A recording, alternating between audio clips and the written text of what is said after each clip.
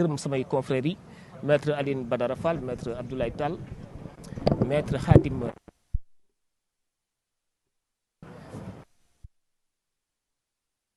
également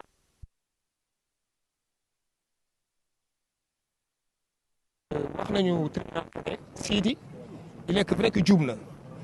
nu mu juumee mooy dafa dawal te yorul permis de conduire en plus assurance bi baaxul woon mais si côté assurance bi nee na ki ko jaayoon oto bi moo ko joxe noonu assurance bi ak passe avant bi loolu du coobareem bon en tout cas defarul assurance bi li ñu ko mën a toppee rek mooy permis sans conduire da doon dawal oto te yorul permis te biñ ko laajee aussi dafa ne dafa bëggoon réeri ji chauffeur bi nag dafa absenté woon ci la profito dawal oto bi gaa distance bi soriwul ay quelques 500 mètres amul woon benn intention pour dem wala loolu bi ko gendarme bi arrêté nag si à hauteur rond point Pikine bi si étoile bi fu mu nekk alors ci lañ ko contrôlé à l'issue du nag gendarme bi dañ jàpp ne amul woon permis amul woon assurance ci kaw loolu nag procureur nee na li nga def nii waroo ko defati parce que du yoon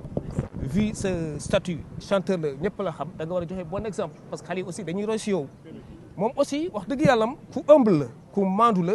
à la barre gis ngeen ko nu mu taxawee taxawaay bu correct la taxawee ne carrément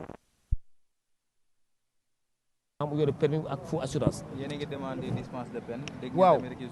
effectivement ci kaw loolu procureur dafa laaj que ne moom dafa sakku yoon appliqué wu yoon def liggéeyam bon ñun nag bi ñuy jëlee parole dañ ne yoon moom dina def liggéeyam te yaakaar nañ ne yoon et en application d'une bonne politique pénale ci yi ni mel dafa war a joxe benn décision bu clémente dans la mesure où Sidi moomu ñuy topp dawal sans permis ak yore faux assurance moom amul woon benn coobare amul woon benn intention dawal oto te assurance yi baaxul permis bi moom reconnaître na ko nekk du amati bu jógee si li incha allah rabi dina ut permis te maa ngi bëggoon préciser si kii bi si assurance bi dañ ne faux la mais waa ji ko jaay oto bi noonu la ko joxee donc xamul woon faux la man sax à la barre laaj naa ko est-ce que Sidi boo xamoon ne faux la di nga ko jël mu ne ma non du ko jël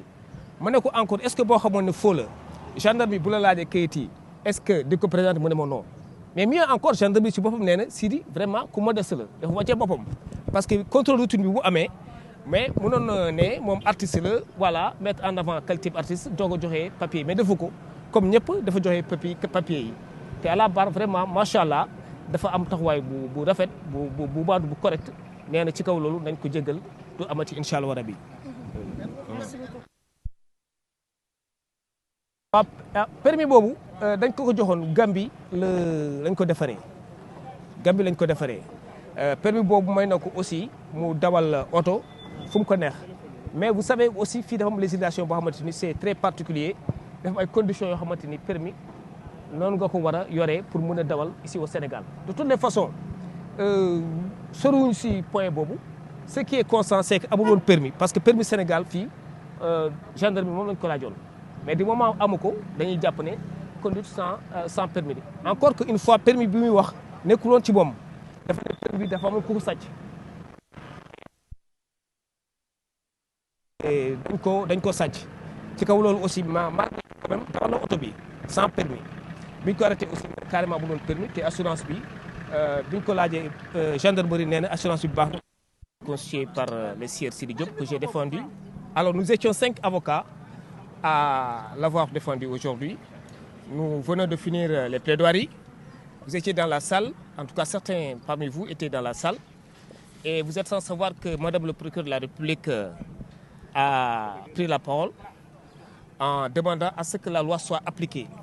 Eh bien, nous avons pris le ballon au rebond en disant au tribunal que la loi devrait s'appliquer de cette manière. Alors, c'est un dossier dans lequel le sieur Sidi Diop a reconnu les faits d'avoir eu à conduire sans permis.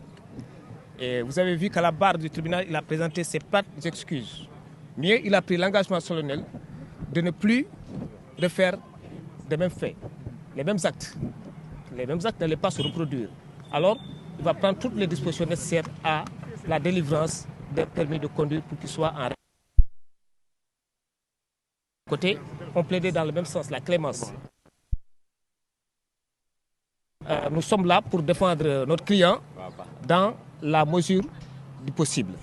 Ce qui est possible aujourd'hui, c'est qu'une application bien faire de la loi devrait se faire quand même. Reconnu les faits, il a présenté ses plates excuses, étant entendu que c'était un délinquant primaire quand même très convaincant. Dans la mesure où Sidi Diop a fait preuve d'humilité.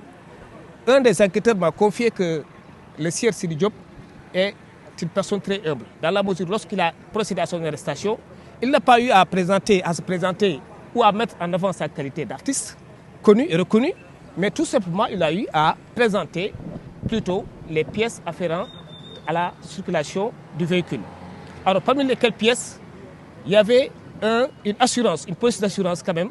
qui n'était pas la bonne. C'était une fausse police d'assurance, mais on lui a délivré cette police. Là, l'enquête qui va se poursuivre certainement va déterminer cette personne-là qui a eu à remettre cette police d'assurance. En tout état de cause, il est de très bonne foi. Et donc, tout à l'heure, la balle tribunal, il a mis en avant sa bonne foi. Vous avez entendu le réquisitoire du procureur et vous aussi vous demandez une dispense de peine. Espérez-vous avoir gain de cause? Oui, bien sûr, dans la mesure où vous savez que c'est vrai que tout au début de l'audience, le procureur de la République a posé des questions. Venu quand même à la raison, à l'ordre, comme quoi que il est hors de question pour lui quand même, qui est un chanteur reconnu et connu, de ne pas avoir en possession de lui toutes les pièces afférentes à la circulation de son véhicule. Et c'était important. Mais elle a fait à la longue, lorsqu'elle a pris son réquisitoire, elle a demandé l'application de la loi. Certainement, elle a eu à prendre en compte la bonne foi du sieur Sidi Diop, mais également sa modestie. Et en l'espèce, je l'ai dit tantôt, nous pensons que la loi devrait s'appliquer de sorte que, en pareille situation, le prévenu puisse quand même bénéficier d'une application bien vers la loi pénale. Pourquoi pas du tribunal, en tout cas, a eu à mettre l'affaire en cours d'audience, le délibéré, donc sera vidé dans les quelques heures. Et à partir de ce moment, on va aviser. Waa léegi nii yéen a ngi woon